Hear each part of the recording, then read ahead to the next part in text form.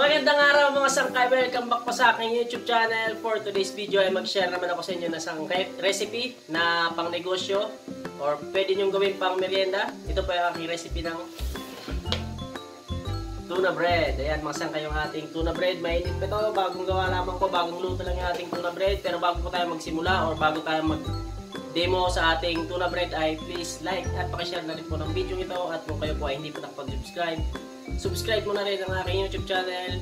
Pindutin mo ng bell button para ikaw ay lagi updated sa mga upload ko pang mga video. So mga sangkay, itong ating tuna bread ay simpleng palaman at simpleng dough lamang po yung ating gagamitin. Pero the best, masasabi ko po sa inyo, masarap po talaga. At pwede nyo po itong pagkakitaan. Kaya ano pang hinihintay nyo, try nyo na po itong recipe mga sangkay.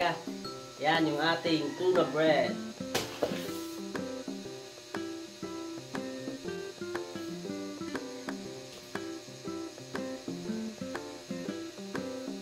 Sarap siya, kahit simpleng palaman lang mga sangkay. Pasimulan na natin. Ngayon mga sangkay, bali yung ating first step ay gagawa muna tayo ng ating palaman bago tayo gumawa ng ating dough. Yan, meron tayong dalawang sibuyas. Hiwain lang natin sa maliliit na hiwa ang ating sibuyas.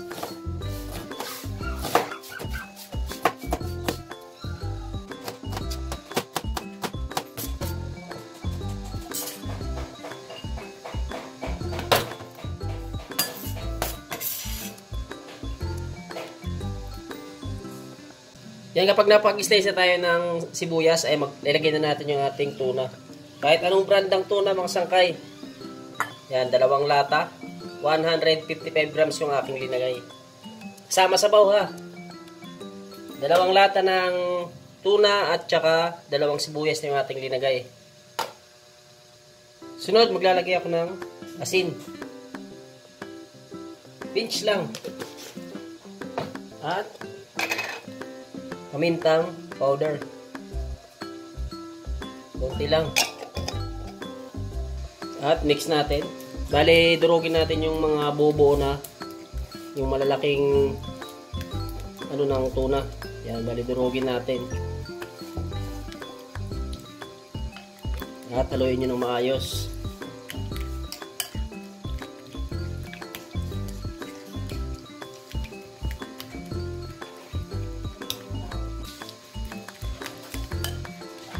Okay, next natin ilalagay ay breadcrumbs. Ito, breadcrumbs mga sangkay. 1, 2, 3, 4, 5. So yan, pag nalagay nyo ng breadcrumbs ay haluin ng maayos. Bale, ito yung ating gagawin para medyo matuyo-tuyo yung ating palaman. Breadcrumbs yung ating ilalagay.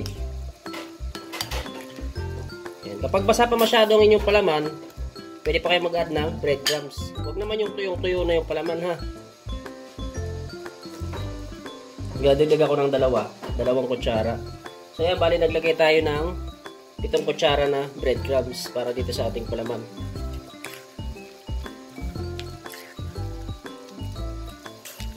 At kapag nagawa na natin yung ating palaman ay gagawa na tayo ng ating dough.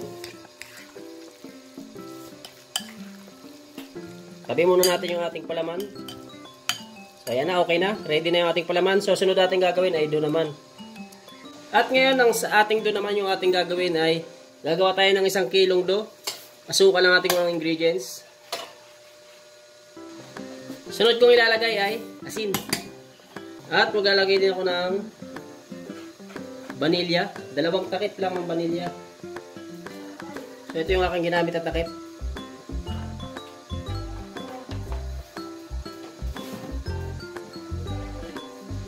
Next ingredients ay powder milk. Next ingredients ay shortening at saka margarine. At sunod kong ilalagay ay tubig. Sunod natin gagawin ay tunawin muna natin yung ating linagay na ingredients, lalong-lalo na yung ating asukal at saka yung asin. Tunawin natin ng maayos.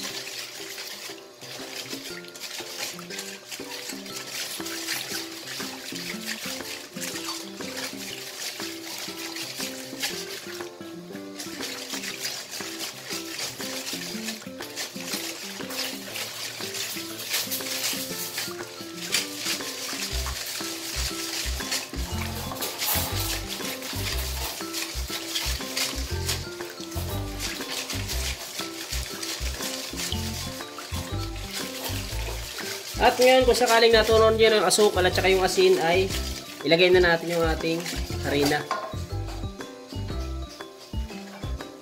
Bali, yung aking gagamiting harina ay hard flour. 1 kilo yung ating harina na ilalagay.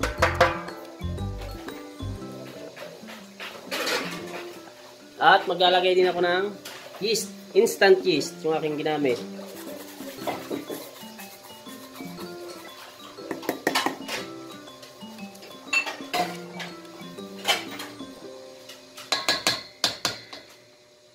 Next step, pag nalagay nyo ng inyong harina at saka yung pampalsa natin ay buhin na natin yung ating dough.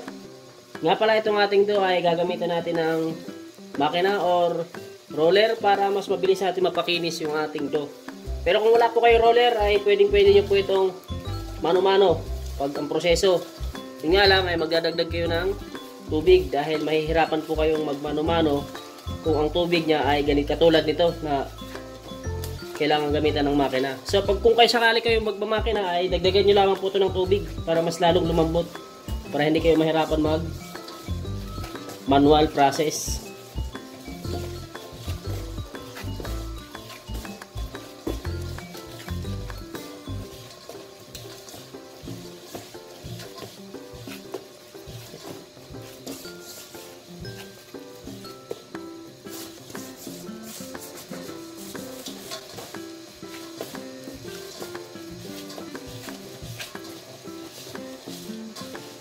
Yan, kung sakaling nabuo na natin yung ating dough ay papakinisin na natin to gamit yung ating makina.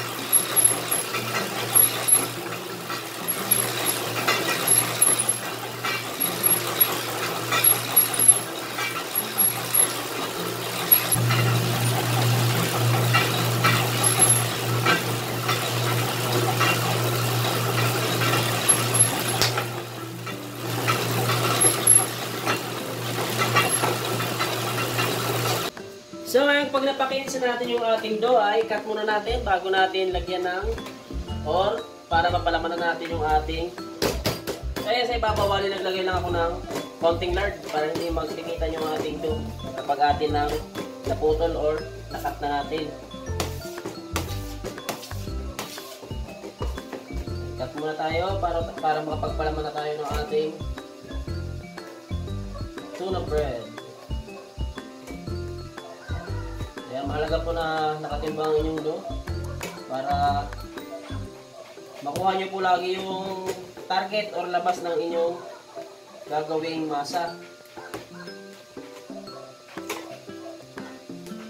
Napakahalaga po yan para alam mo kung magkano ang inyong kita sa bawat masa na ginagawa nyo.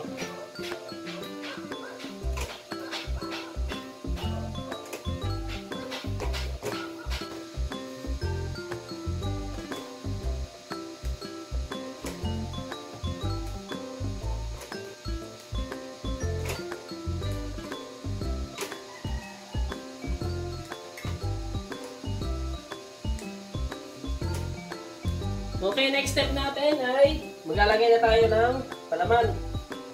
So ayan, bali laparan natin yung ating dough. At lagyan natin ng palaman. Bali close lang natin to para hindi, ayos nyo lang para hindi lumabas yung palaman.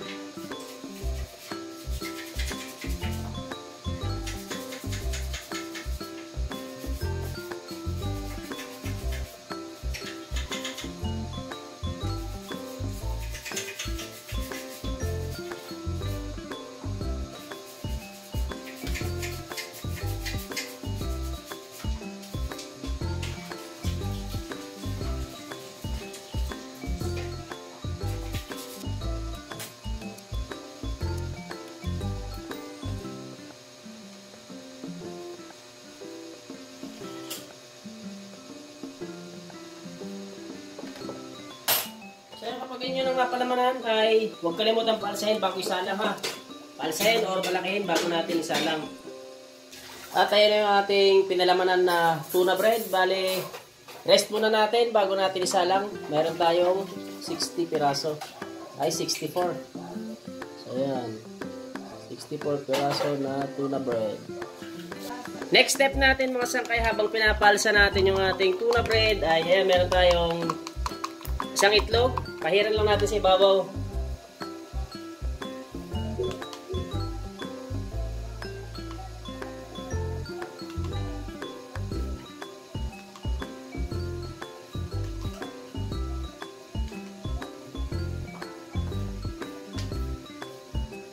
At lagyan natin ng linga. Optional lamang po ito kung gusto nyo maglagay ng linga. Kasi hindi naman mag-iiba lasa niyan kahit walang linga siya.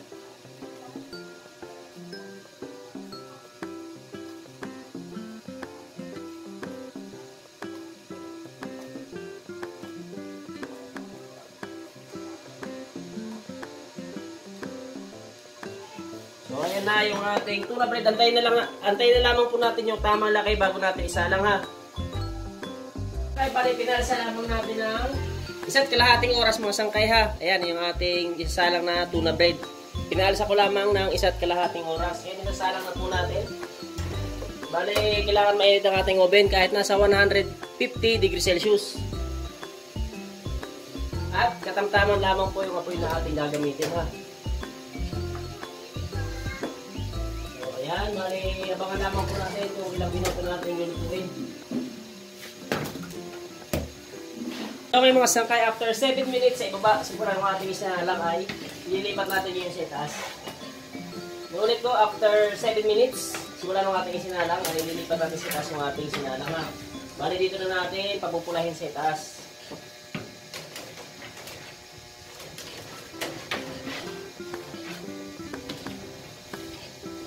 Bali, abangan na lamang po natin kung ilang minuto na lang natin lulutuin sa itaas.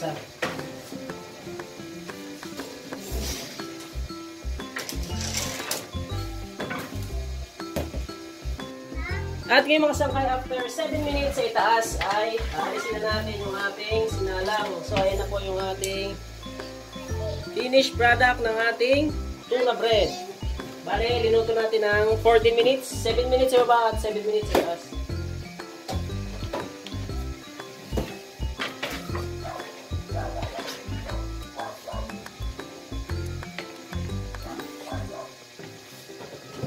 So, ayan na yung ating bagong luto na tuna bread mga sangkay. Ayan, nasobrahan niya ata ito sa kapula yung ating tuna bread. Ayan. Napakabango. Amoy na amoy po natin yung tuna na ating ipinalaman.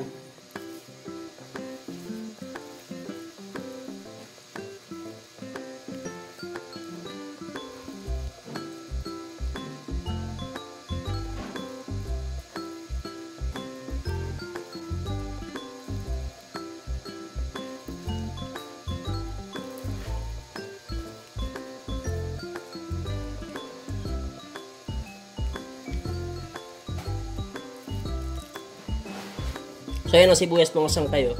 Kitang kita yung ating sibuyas dahil marami yung ating linagay. Napakasarap. Try nyo na mga sangkay. The best. Simpleng palaman lang. Simpleng do, makakagawa na kayo ng masarap na tuna bread.